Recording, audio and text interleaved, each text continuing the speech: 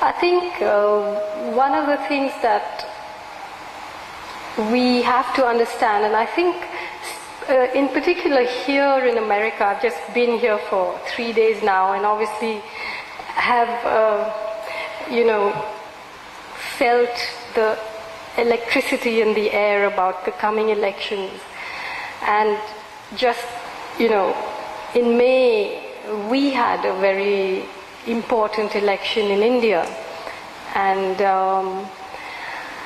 I think one of the dangers that we face is that it all becomes about personalities, and we forget that the system is in place, and it doesn't matter all that much who's piloting the machine, So, as I was saying last night when I spoke at the ASA, that this whole fierce debate about the Democrats and the Republicans and whether Bush or Kerry is better, it's like, in fact, being asked to choose a detergent, whether you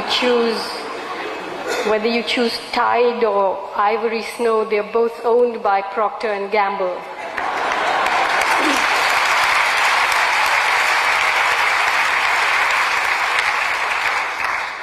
And so, first of all, we have to understand, and I know that all of you do understand that, elections are just an apparent choice now.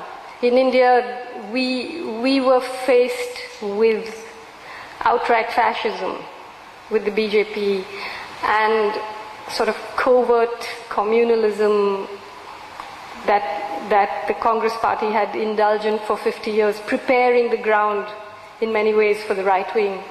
It was a Congress party that actually opened India's markets to corporate globalization.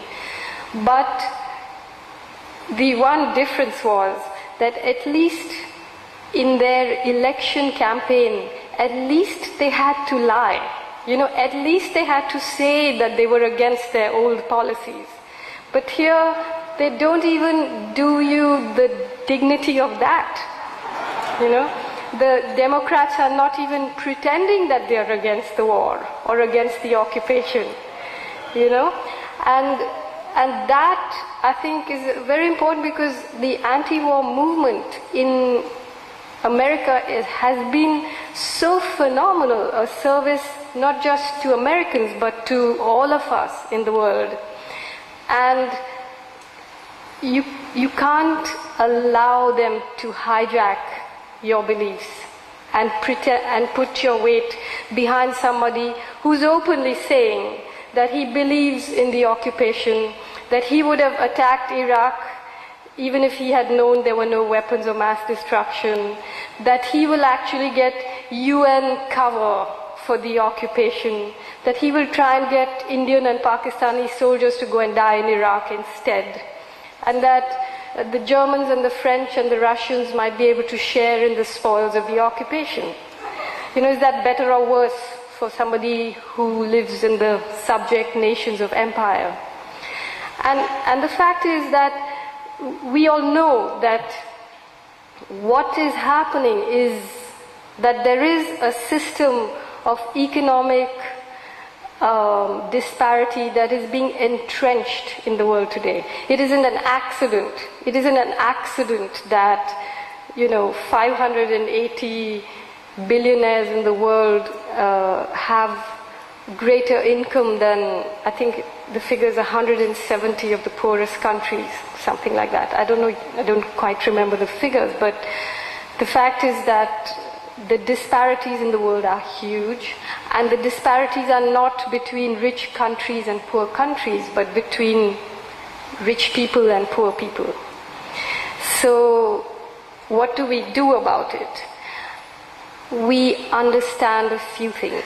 One is that the system of electoral democracy as it stands today is premised on a religious acceptance of the nation state. But the system of corporate globalization is not. The system of corporate globalization is premised on the fact that liquid capital can move through poor countries at an enormous scale, dictating the agendas, forcing them to, dictating economic policy in those countries by insinuating itself into those economies. And that capital requires the coercive powers of the nation state to contain the revolt in the servants' quarters. But it ensures that individual countries cannot stand up to the project of corporate globalization, which is why you have even people like Lula of Brazil or Mandela of South Africa, who were giants in the opposition but reduced to dwarves on the global stage, blackmailed by the threat of capital flight. So theoretically, the only way to confront this is what all of us are involved in, which is the globalization of dissent, which is the joining of hands of people who do not believe in empire. We have to join hands across countries and across continents in very specific ways and stop this, because it isn't inevitable, globalization. It is signed by specific contracts with specific signatures and specific governments and specific companies. And we have to bring that to its knees.